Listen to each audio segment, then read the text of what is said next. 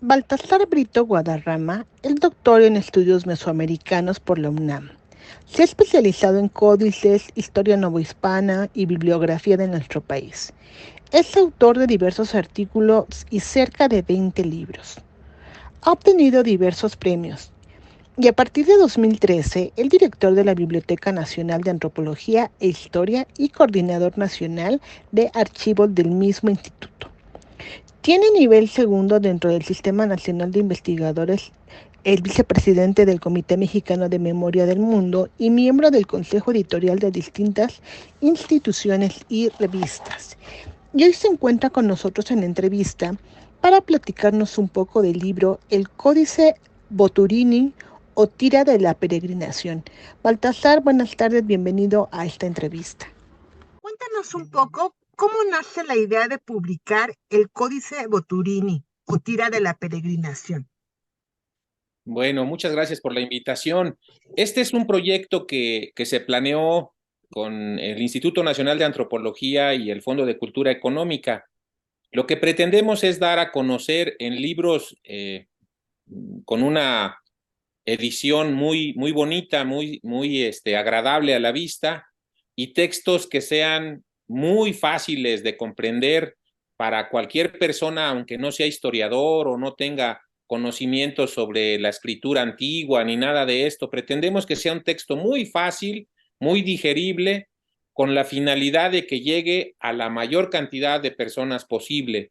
Y esto lo podemos ver por el precio. Entonces, durante los últimos 2 años, un poquito después, antes más bien de que terminara la pandemia, empezamos a trabajar cómo podíamos hacer este tipo de ediciones.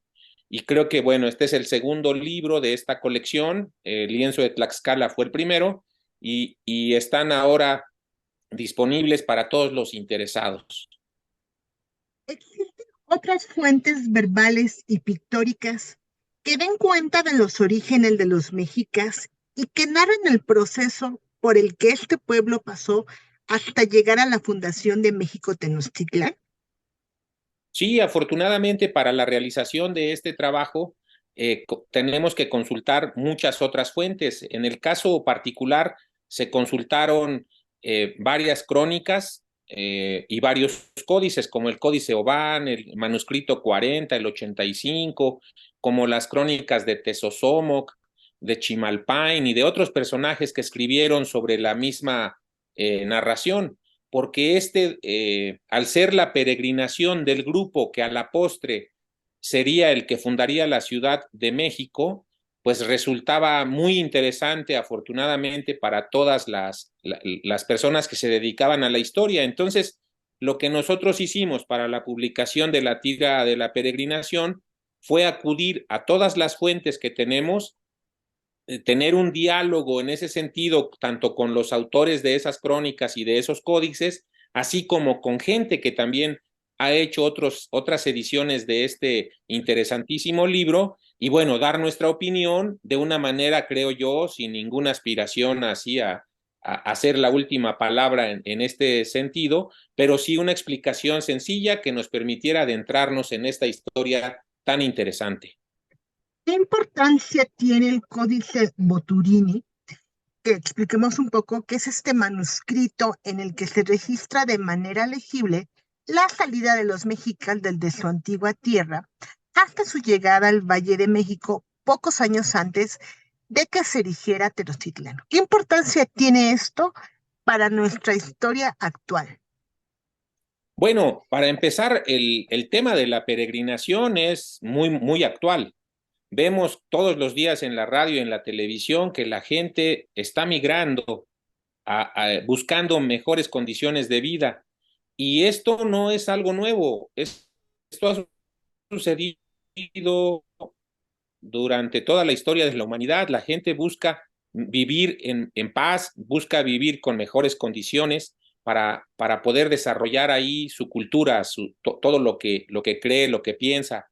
Entonces, en ese sentido, el tema es muy actual. Las migraciones, desafortunadamente, siguen existiendo por múltiples factores, pero particularmente esta migración es fundamental porque primero es la que a la postre será la fundación del pueblo mexicano, la del pueblo que migra en el año 1168 aproximadamente y que tarda casi 2 siglos en llegar al Valle de México, a donde su deidad les dice que es la tierra prometida y donde ellos van a ser los grandes señores de toda esa región. Entonces, es muy interesante porque como mexicanos es el origen de la historia de nuestro pueblo y por eso sigue siendo tan significativo su estudio. Hay que decirle a nuestros escuchas que el libro viene dividido en 20 láminas. Está preciosa la edición, no sé si lo tengas a la mano. Tiene Sí, colores, ilustraciones. Cuéntanos, ¿pueden mostrar un poco una ilustración para que la vean, una lámina? ¿Y cómo fue este trabajo de edición? Está muy bonito el libro. sí, el códice se divide en 22 láminas. Cada lámina trae su explicación, está la lámina en un lado y en el lado contrario está la explicación de la misma, que es una lectura. Recordemos que los pueblos antiguos no escribían con letras, sino con imágenes. Entonces, lo que nosotros tratamos de hacer es explicar cada una de las imágenes que aparecen en cada una de las 22 láminas para poder conocer en qué consistió, primero por qué salen, de dónde salen, aunque eso no lo conocemos,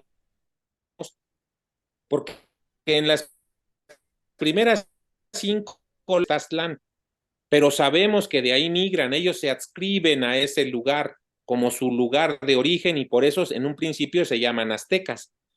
5 o 6 láminas después, la deidad que se llama Huitzilopochtli y que por otro nombre se llama Meshi, decide decirles que ya no van a ser aztecas, que ahora van a ser mexicas. Y entonces les va indicando de manera paulatina dónde tienen que migrar, dónde se deben de asentar, cuánto tiempo tienen que permanecer ahí y hasta que llegan, el códice termina en la lámina 22 un poco antes, creemos unos cuantos años antes de que la ciudad se fundara alrededor de 1324. Para este fin, desde que salen hasta que llegan a la última lámina, pasan alrededor de 180, 190 años. Y eso es muy interesante porque podemos conocer por las pictografías del códice, podemos conocer qué les dijo la deidad, en este caso Huitzilopochtli, cuántos años estuvieron en determinado lugar y cuál fue el itinerario que siguieron hasta llegar al Valle de México. Códice Boturini es un archivo inconcluso. Se encuentra reproducido en grandes dimensiones en el patio central del Museo Nacional de Antropología. ¿Existen más láminas sobre la migración azteca? De este códice creemos que quedó inconcluso, tal vez, es algo que no podemos comprobar, porque no termina en la fundación de México Tenochtitlan.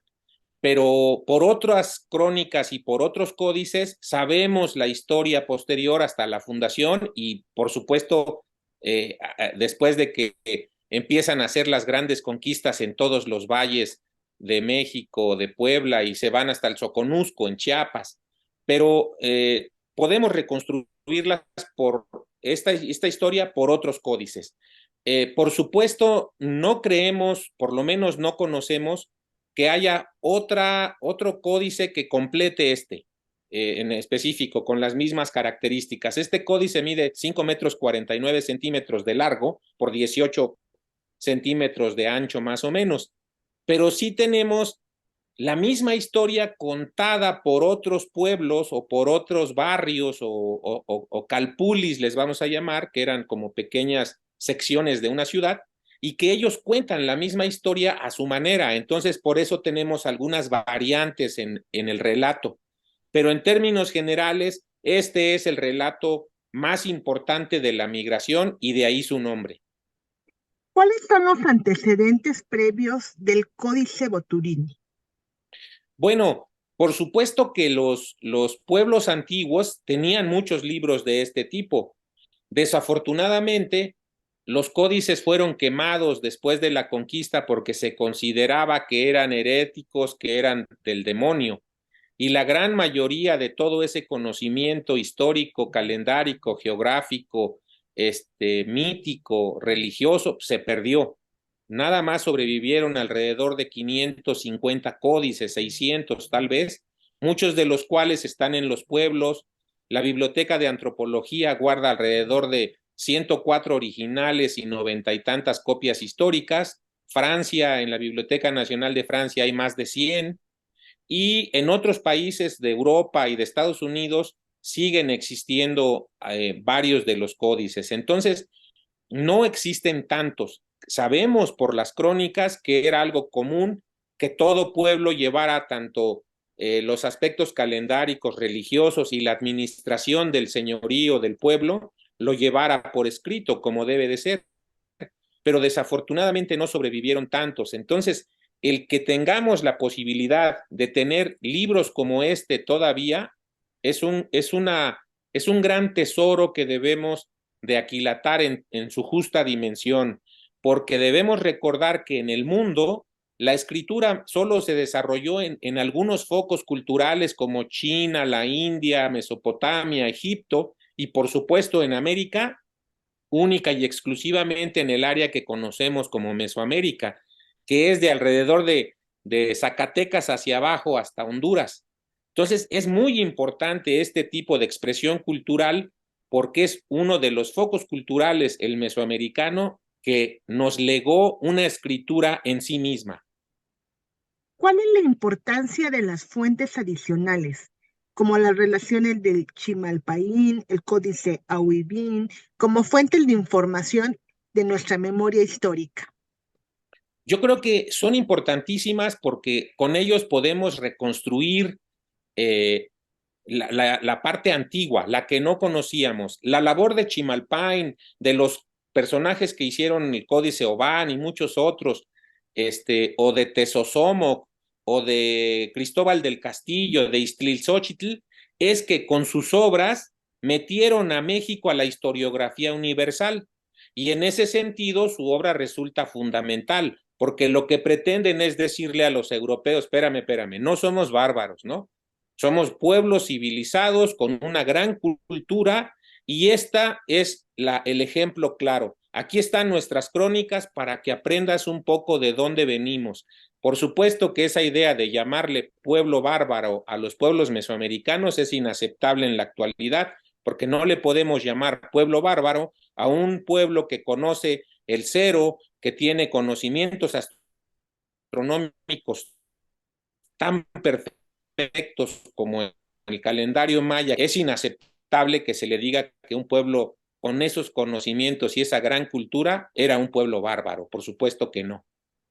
Baltasar, ¿qué les puedes decir a nuestros escuchas para que se acerquen a este libro? Bueno, yo creo que en la medida de que nosotros tengamos acceso a toda esta gran información, tendremos el conocimiento de los orígenes de lo que somos, ¿no? Ahora nos llamamos México y precisamente este documento da cuenta del pueblo que se llamó Mexica, que era los habitantes de México originario, que fundan en 1324 la ciudad tal y como la conocemos en la actualidad. Bueno, por supuesto había mucho menos gente que ahora, ¿verdad? Pero para nosotros, en lo personal, creo que este documento nos permitirá conocer todos los avatares por los que este pueblo pasó hasta que funda esta gran ciudad. Entonces, son los orígenes del pueblo mexicano y debemos de sentirnos muy orgullosos de que tenemos una historia antigua, de que tenemos una historia que conocemos por medio de documentos. ¿Cuántos pueblos no tienen eso, verdad? Porque no sobrevivieron sus documentos o porque no llegaron a la escritura. Pero en el caso de México debemos de sentirnos orgullosos de una gran tradición escrituraria en Mesoamérica. Baltasar, ¿dónde te podemos encontrar en las redes sociales? Yo trabajo en el Instituto Nacional de Antropología, particularmente en la Biblioteca Nacional de Antropología que está en el Museo de Antropología.